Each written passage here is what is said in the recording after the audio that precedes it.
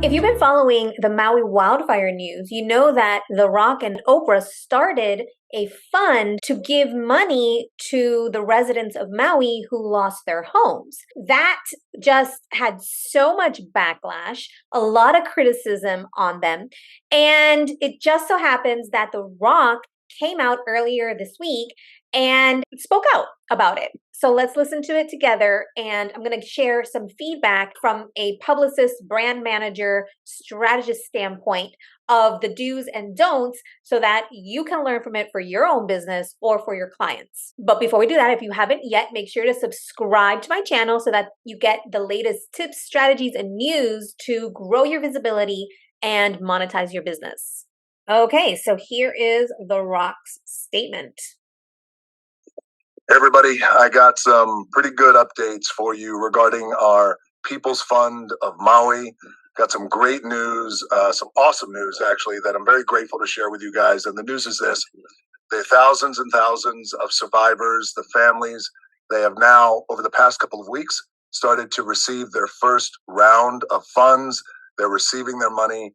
And I got to tell you, it's been the most gratifying and moving thing is receiving all the messages, all the videos, and the messages from the survivors, from the families, of course, whose lives have been devastated by the horrific fires that hit our island of Maui.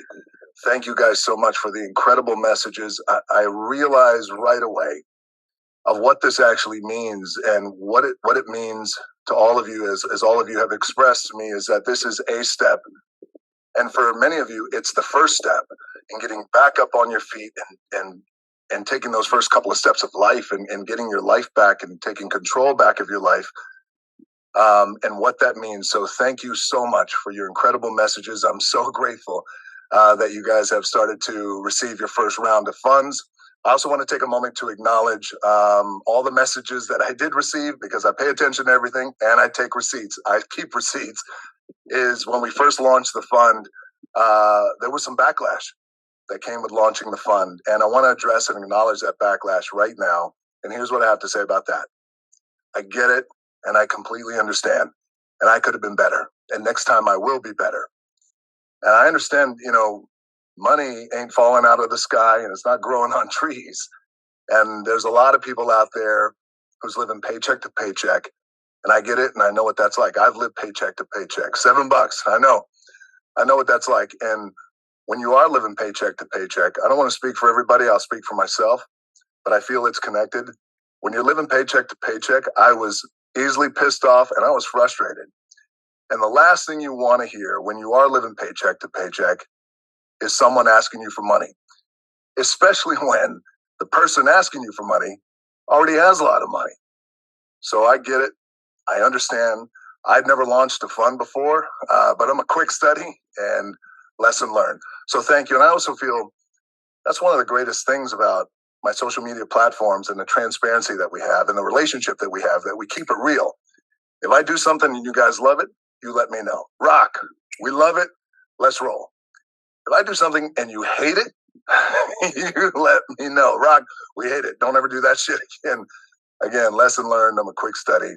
Thank you. I appreciate that. And I will say that the most important thing about this message is the fact that the families have been getting their money and that they are getting back up on their feet. And why it's so moving to me and so important to me is that when we're down and we rise back up and we do it together, we become one. And when we become one, we become stronger. And in that is a reflection of who we are as Polynesian people. It's like deep in here, that's our mana and our spirit and our strength that we get from our ancestors. So I'm so proud of our community and our culture.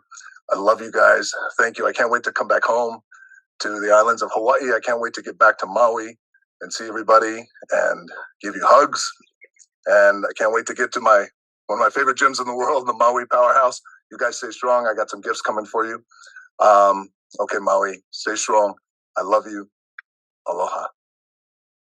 Okay, so let's talk about the do's first. Like, what did he do right? And use this as a learning lesson for your own business. So, the first thing is he actually understood why people were mad. He read the room, right?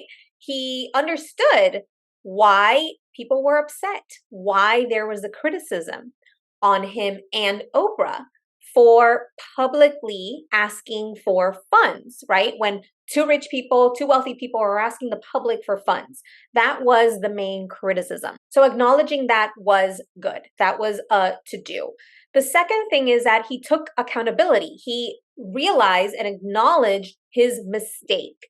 He said that he realized it was a mistake. The third thing is that he promised to do better and be better in the future. And I think that's really important for building that trust with his audience. And then the fourth thing is that he went directly to his audience. And, whether or not the backlash was warranted or the criticism was warranted, it takes courage to own up to your mistakes and speak directly to the people who are affected by your words, by your actions. Now, let's look at the don'ts. So the first thing is he didn't actually apologize. When I first heard this, I was thinking of calling it an apology video, but he didn't actually apologize. It was a 4-minute video and he did not say, I'm sorry. He acknowledged his mistake, which is great, but he didn't apologize. Now, there may be a few reasons for this. Ego. Maybe he doesn't think that he actually needs to apologize, or maybe he doesn't want to admit and say and apologize because Oprah is involved, right? If it was his own fund that he started or his own initiative, perhaps he would have gone the next step and actually apologized. And so I don't know whether he got any acknowledgement from Oprah that he was going to do that. Oprah's a whole other different video that I'm probably going to make because her response has been very different. And unfortunately, I think is further alienating her from the public, from the audience.